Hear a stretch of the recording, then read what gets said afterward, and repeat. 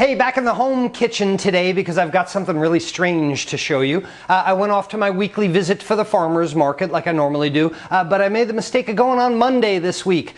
Monday, not a good day for the farmer's market. They get pretty much wiped out on the weekend. So I went to my Angus beef guy and I said, hey, do you have any steak? I love tenderloin steaks from the local farmer. And he wasn't there, so he didn't hear me ask him that. But the booth right next door, I said, hey, where's the steak guy? She said he's not here on Monday, but have you ever tried ostrich? No. I hate to admit, as a chef, I've never tried ostrich. So she sent me home with this beautiful ostrich fillet. Here's the problem. Where do I find an ostrich recipe? This is yet another point in case in point, both of them, about how you don't need recipes to cook things. Would you ever buy an ostrich fillet? No, because you'd be so stressed about finding an ostrich recipe, you'd absolutely freak out. You'd hide your head in the sand. You know I had to use that once. But we're going to cook this ostrich today without an ostrich recipe because it is a protein product. It looks just like beef, so why can't I cook it the same way? Why can't I apply basic cooking methods to an ingredient that I've never even seen or heard of before and have it come out the same way? So my friends at the Hilltop Ostrich Farm sent me home with a little pamphlet, and it gives me some ideas of how to cook the ostrich, all of which I'm going to ignore because I'm going to apply a basic cooking method. But here's the thing that I love, and if you've been watching these episodes for long, you know this runs all over me. They tell you how to tell when the ostrich is done, and they have a little diagram with a hand and a finger poking the hand. Come on. We know the only way to tell when a protein product is done is with a thermometer. I like my digital thermometer, and the way we're going to cook this ostrich is with my wireless digital thermometer, my heavy cast iron pan that's in the oven right now. I've got that up to 450 degrees, as hot as I can get that cast iron pan. Then we're going to prep this with a little bit of pepper and a very simple sear in the cast iron.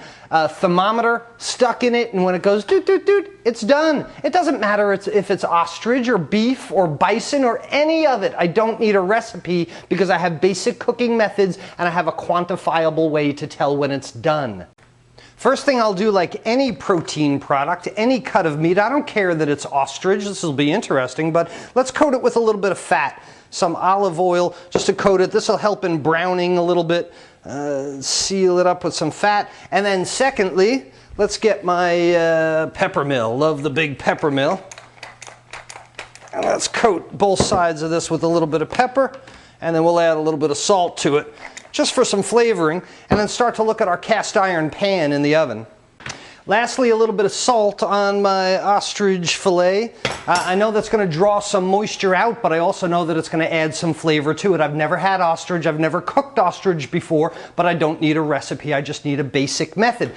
Why a cast iron pan? Let's see, my temperature on the oven, 450 degrees. The cast iron pan, why? Because I want to be able to put this in the oven. I want to, it's getting hot right through the glove. I want to be able to use that direct source heat to sear this protein product, my ostrich steak, sear the protein product as if it were sauté, but I can't leave it on the stove top because that direct source heat will not cook it all the way through. I get this question in the forums and emails quite often. I've done a sauté method, but my fond burns. It's probably because your item is too thick. So while I want to see this sear on the bottom, most certainly, I'm most interested in the final internal temperature, and that's accomplished with my instant read thermometer, digital thermometer. Stick the probe part into the thickest part of the thickest piece, back in the oven it goes.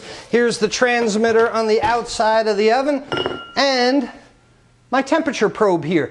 The one good piece of advice they gave me at the ostrich farm was to cook it rare. And you know, when I get things directly from the farmer's market, I have a lot more confidence in the quality of it, that I can cook my steaks a little more rare. I can try ostrich and cook it rare. And luckily, because I cook in a quantifiable method, I have a steak number. My steak number is 128 degrees Fahrenheit. I know that's when it's done. This, I'm gonna go another temperature or two. Let's say 130 will take it out, we let it carry over 5 degrees, and the ostrich people tell me it's going to be just like roast beef. So searing any kind of protein product in a heavy cast iron pan then enables you to put it in the oven and take advantage of that convective process and slowly roast our ostrich. It's ostrich. We'll see how it comes out when my thermometer goes off. All right, my thermometer reads, can you see that? There we go. My thermometer reads 133. So if somebody ever asks you, and this is the question that I get asked more than often, time. How long should I cook turkey? How long should I cook ham? It's not long, it's time. Don't tell by your watch. It's temperature, not time. So my ostrich should be ready. Let's take that out. Let's take the probe out of there. And don't forget, this is still 5 degrees or so from where I want it to be because I'm going to get that carryover cooking. So let's take our ostrich steak out. Look at that. That's beautiful. Looks like a beef steak. And of course, what's in the bottom of the pan? Fond. We all know it by now. And what can I do with the fond? Well, I can saute some other things in it to add flavor. I've got some onions. Throw the onions in there. Let's do some red peppers and yellow squash. They go in there. Back to the tongs. Don't forget the cast iron pan gets really hot. And start to stir those around in the fond to saute a little bit. Deglaze the pan. Maybe some red wine.